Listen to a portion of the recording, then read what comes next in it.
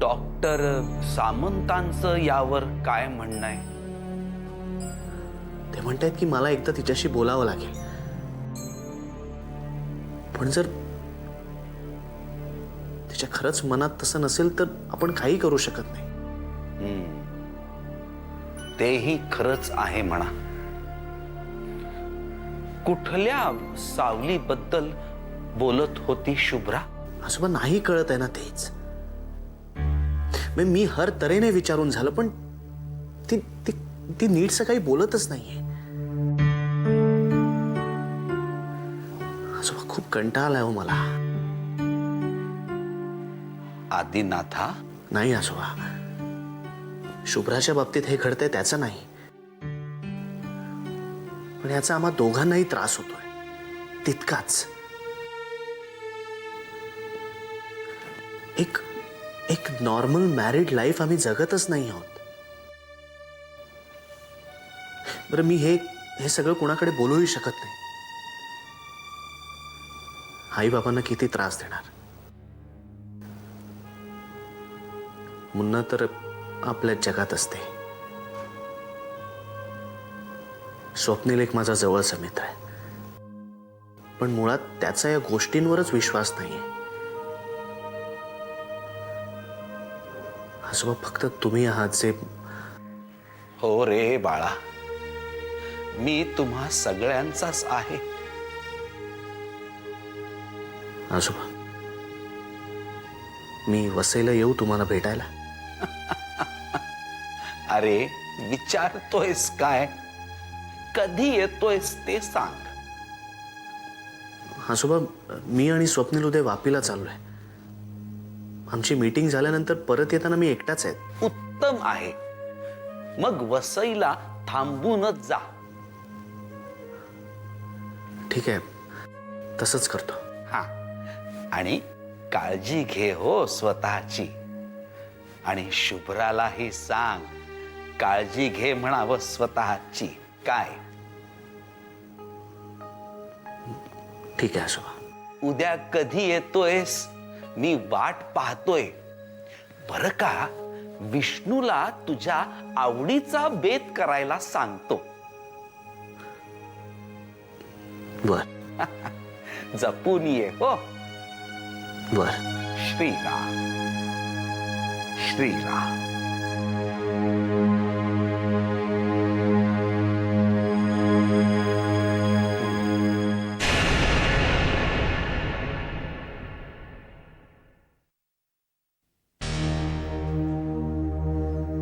कोण तुम्ही आणि मला का भेटायचंय तुम्हाला?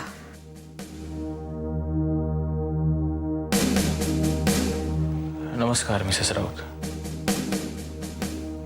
मी विक्रांत भोसले, इन्स्पेक्टर विक्रांत भोसले. मला तुमच्याशी बोलायचं आहे. इनफॅक्ट मला तुम्हाला काही विचारायचं आहे. कशाबद्दल?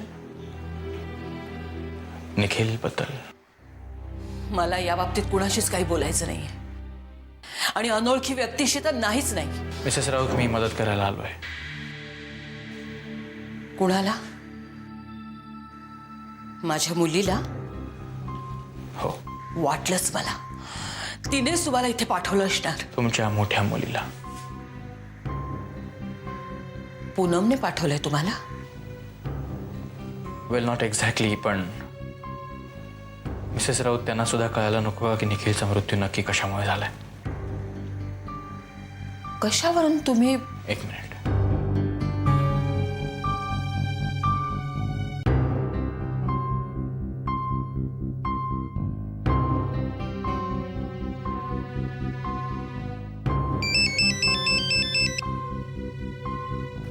हाँ बोला.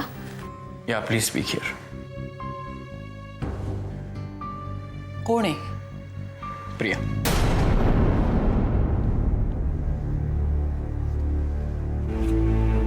Hello mamma. प्रिया, कोण येथे? मम्मा, इन्स्पेक्टर भोसले माझ्या ओळखीचे. ते आपल्याला मदत करतायत. इनफॅक्ट त्यासाठीच त्यांनी स्वतःची ट्रान्सफर पुण्याला करून घेतली आहे.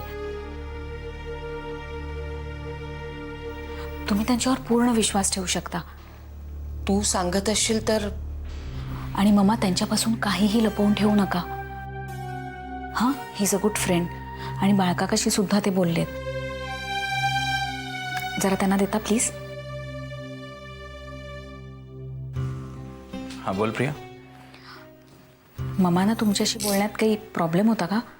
या but that is understandable. I am sorry. Actually मी त्यांना आधी जरा कल्पना देऊन ठेवायला हवी होती की तुम्ही. No it's all right. बरं प्रिया, मी नंतर बोलतो तुझ्याशी. माझ्याकडे आधीच वेळ कमी आहे. माझं यांच्याशी बोलणं झालं की मी तुला फोन करतो. Okay okay, bye. Bye.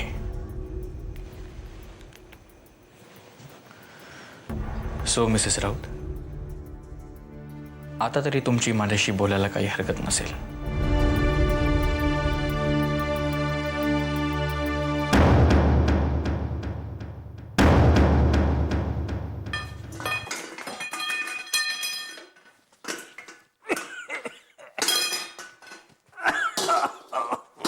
Vishnu, ए विष्णू, विष्णू, अरे विष्णू, अरे काय रे हे? बाहेर ये भाऊ, बाहेर ये.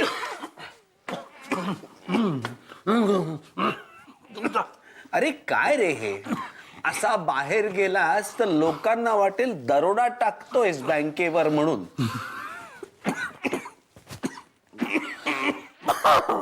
एक वेळ ते सोपं आहे मालक, पण ही अडगळीची खोली साफ करणं म्हणजे महाकर्म कठीण होऊन बसलेलं आहे.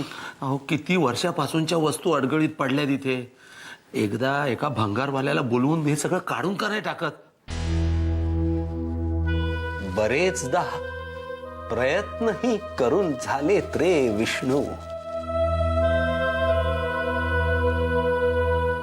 या जुन्या अडगळीच्या वस्तू काढून टाकण्यासाठी बरेचदा माणसांनाही बोलावलं होतं. पण मग हाताला एखादं खेळणं लागतं.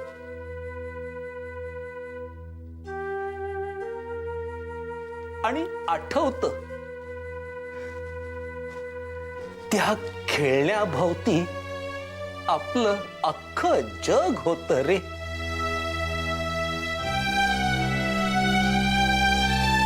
जुनी भांडी दिसतात, त्यांना पार्वती वहिनीचे, भागीरथी ताईचे, माझ्या आईचे हात लागले असतील आणि अंगावर काटा उभा राहतो.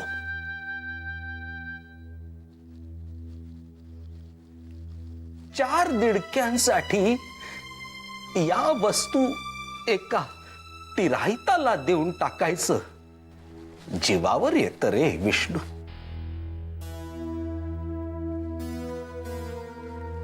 मला माहित आहे, माझे विचार व्यवहारिक नाही आहेत, पण काही गोष्टींमध्ये व्यवहार नाही बघता येत. असो विष्णू, तू एक काम कर. जुन्या अडगळीच्या वस्तू एखाद्या भंगारवाल्याला बोलव आणि मला न दाखवताच काढून टाक. म्हणजे सोपं जाईल ते. नको मला, आता तुम्ही सांगताय तर मला कसं तरी वाटेल वस्तू काढून टाकायला. त्यापेक्षा मी ते सगळ्या व्यवस्थेशीर लावून ठेवतो. एवढा मोठा वाडा आहे आपला, तुमच्या आठवणीसाठी एखादी खोली ठेवली तर बिघडलं कुठे? लाख मोलाचं बोललास रे बाळा. खर तर अडगळ हा शब्द चुकीचा आहे.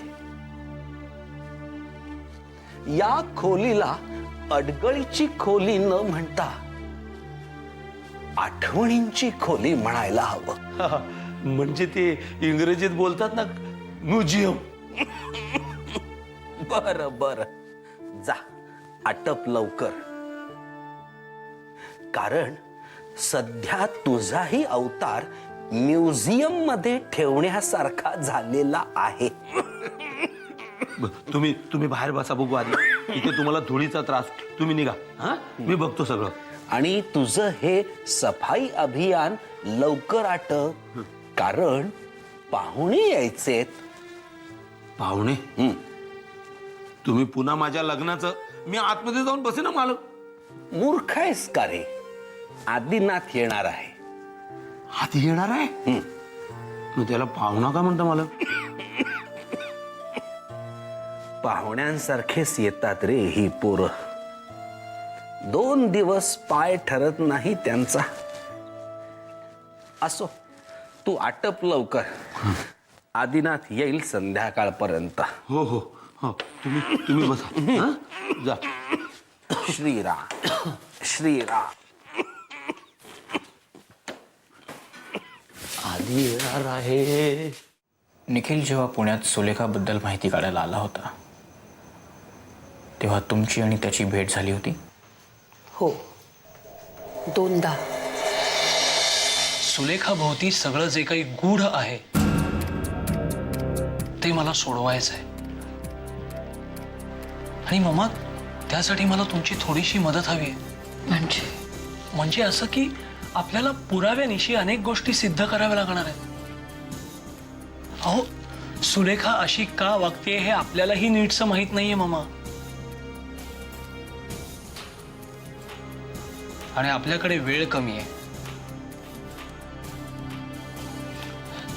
त्यामुळे प्लीज प्लीज माझ्या काही प्रश्नांची उत्तरं द्या. पहिल्यांदा तो आला तेव्हा त्याला काहीच माहित नव्हतं.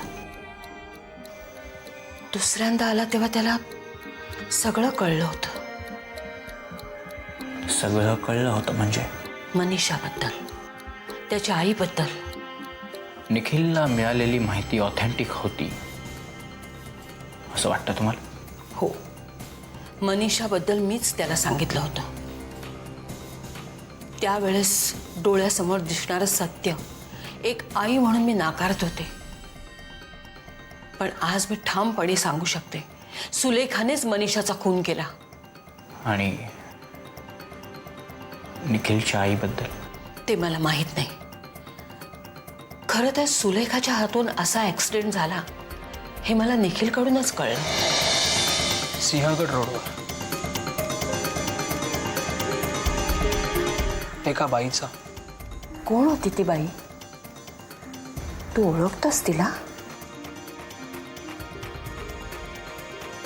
ओळखतो.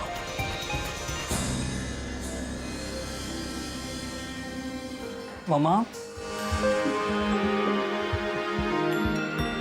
जे काही घडलंय त्याबद्दलचा माझा अंदाज जर खरा असेल ना, तर हो,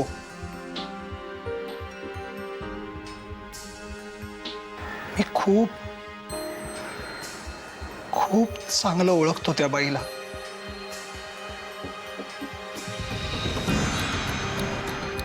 तिचं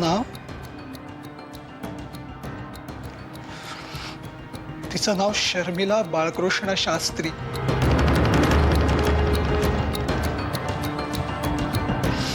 माझी निखिल बाळकृष्ण शास्त्रीची सख्खी आई. एवढं मोठं प्रकरण झालं आणि सुलेखाने ते घरपर्यंत पोहोचू दिलं नाही. आणि ते तुमच्याही लक्षात येऊ नये मिसेस राऊत? नाही, कारण त्यावेळेस माझे मिस्टर आजारी होते कॅन्सरने. लास्ट स्टेज होती. मी खूप टेन्शनमध्ये होते. त्यावेळेस सुलेखाकडे मी दुर्लक्षच केलं. बरं मला एक सांगा, निखिलला अजून काही कळलं होतं? आय मीन त्यांनी अजून काही सांगितलं होतं तुम्हाला? दुसऱ्यांदा आला तेव्हा तो खूप डिस्टर्ब होता. त्याच्या आईच्या मृत्यूबद्दल त्याला कळलं होतं आणि साहजिक आहे इन्स्पेक्टर साहेब, त्याच्या आईच्या मृत्यूबद्दल कळल्यानंतर काय वादळ उठलं असेल त्याच्या आयुष्यात आपण फक्त कल्पनाच करू शकतो. अवघा 20 वर्षाचा होता हो तो. I can understand. Mrs Raut, मला एक सांगा, सुलेखाचे आणि निखिलचे परस्परात संबंध कसे होते? खूप चांगले होते. खूप म्हणजे खूपच चांगले होते. खरं तर नात्याने सुलेखा त्याची मावशी होती, पण त्यांचे संबंध मित्रमैत्रिणीचे होते. हो, आय सी. तरी सुद्धा सुलेखाने निखिलला... इन्स्पेक्टर साहेब, मी तर तिची आई होते, तरी सुद्धा तिने... तुमच्याबरोबर एक्झॅक्टली काय केलं होतं सुलेखाने मिसेस राऊत? हिप्नोटाईज केलं होतं मला.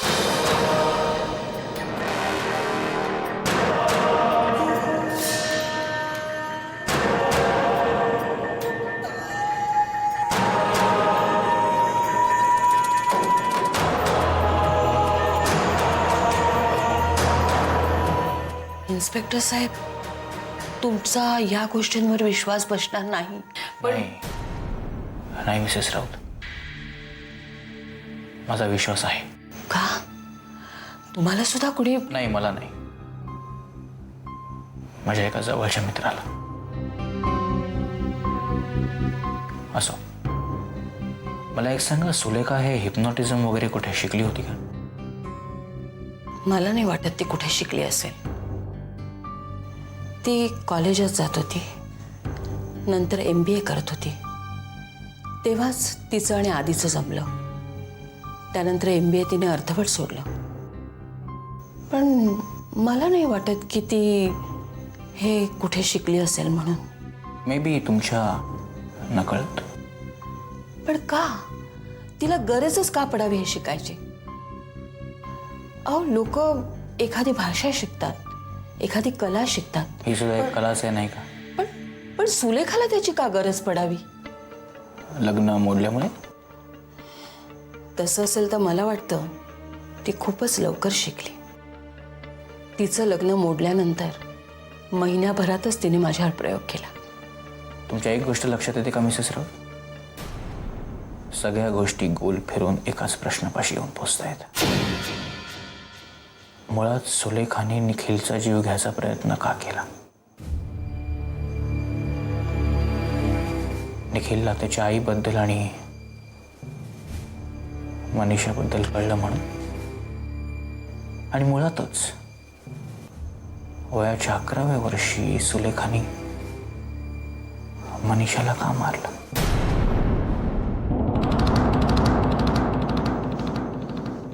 या 4 भिंतींना गेले 8 महिने मी हाच प्रश्न विचारते. इन्स्पेक्टर साहेब, अहो, जन्म दिलाय मी तिला, लहानाची मोठी केली. काय चुकलं माझं? काय चूक झाली माझी तिला वाढवण्यात? कुठले संस्कार चुकले? लाख वेळा प्रश्न विचारला मी या भिंतींना, पण एकाही भिंतीने उत्तर नाही दिलं. माझेच प्रश्न मला परत मिळाले. भिंती उत्तर देत नाहीत मिसेस राऊत, उत्तर माणसं देतात. तसं असेल ना, तर या प्रश्नाचं उत्तर फक्त एकच व्यक्ती देऊ शकते, स्वतः सुलेखा. तो दिवस सुद्धा लवकरच येईल, पण त्याआधी मला काही माणसांना भेटायचंय, त्यांना काही विचारायचंय. And one more thing. Mrs. Raut, you don't deserve to be here. So do something about it.